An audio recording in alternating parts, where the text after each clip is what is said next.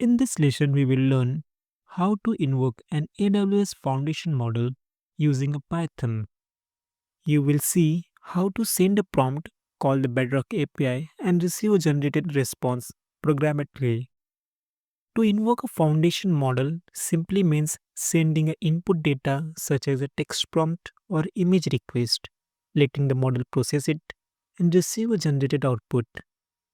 This is the core operation behind chatbots, summarization tool, AI assistants, and agentic workflows.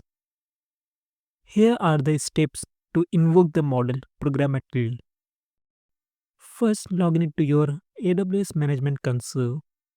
To securely access AWS services, you will need an IAM user.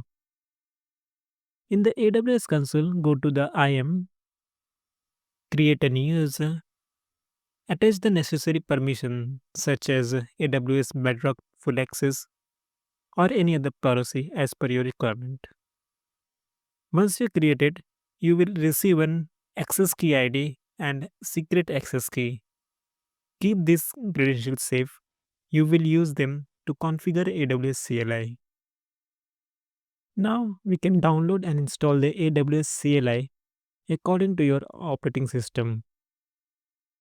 Once you complete the installation, you can verify by running AWS space hyphen hyphen version. You can see the command in the screen. If this executed successfully, the AWS CLI is installed correctly. Now let's configure the CLI by running AWS configure command. It will ask for the access key ID and secret access key. It also asks for the region name. So I have given here US Eastern. You can give as per your region availability. Later it will ask for the response format, so you can add the JSON response format there. After that, you can run the AWS S3 ls to verify whether the AWS CLI have been successfully set up or not. If it is not through any kind of error, that means you have successfully configured the AWS in your local system. Next, install the Jupyter notebook so you can run Python Interact. Open your terminal and run pip install notebook. Once the install, launch it by tapping Jupyter notebook, or you can run python-m notebook. This will open a Jupyter in your browser where you can create and run notebooks. Now let's create a new notebook. If you don't already have installed Boto 3, so you can run the pip install Boto 3 to install the Boto 3. Boto 3 is the official AWS SDK for the Python, so you can call the Bedrock API through the Boto 3. Now we have set up AWS CLI and Jupyter Notebook. We have also installed the libraries which are required for this invoking a Bedrock model. Now let's write some Python code. So first we will start importing the two essential library Boto 3 and JSON.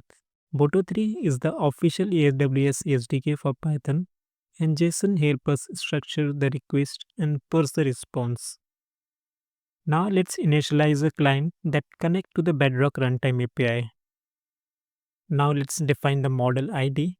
So here we have defined the model we want to use. In this case, it's Amazon Nova Micro model version 1. Now let's define the payload. This payload contains the user's message asking the capital of Nepal along with the inference settings. So max token, these are the parameter max tokens, temperature, top P. Max token nothing but limit the length of response. So I have given 50. Temperature, which is control the creativity. The temperature range should be in between 0 to 1. 0 means less creative, 1 means more creative. Top P, which adjusts the probability sampling. So here we 0.9 means 90% of probability we are considering. So by using this parameter, we can remove the unwanted tokens. Now let's send our request to Bedrock. The model processes the input and generate a response through invoke model. Now we got the response. We can convert back to from JSON to a dictionary format through JSON.loads. Now if you want to extract only the text, so you can using by from response you can extract output, message, content, and then we can get the text. So this is what we have got from the model. This is a response which we got. Now let's see how we can use the invoke model with response stream method in AWS Bedrock. This is a similar to invoke model, but instead of waiting for the entire response at once, the model stream back partial output as they are generated. So streaming response are useful when you want faster feedback instead of waiting for the full output. You are building a chatbot or assistant that should respond in real time. You are handling longer outputs like document summarization or code generation. Now let's write some code to get handy on the how we can invoke the model with response stream. I'm passing the same parameter, everything's same, but the calling the method is a difference. So here I am calling the Bedrock runtime dot invoke model with response streams. This will call the streaming method. The response come back in chunks. So we look through the stream and print each piece as it's arrived. So instead of waiting for full answer, you will see the model's response appear piece by piece, just like typing indicators in chatbots. And that's how you use invoke model with response stream in AWS Bedrock. This method is perfect for real-time application where responsiveness matters. I have added all the links in the description, so feel free to check them out. If you have any questions, drop a comment below. Thanks for watching and don't forget to hit like button and subscribe for more content.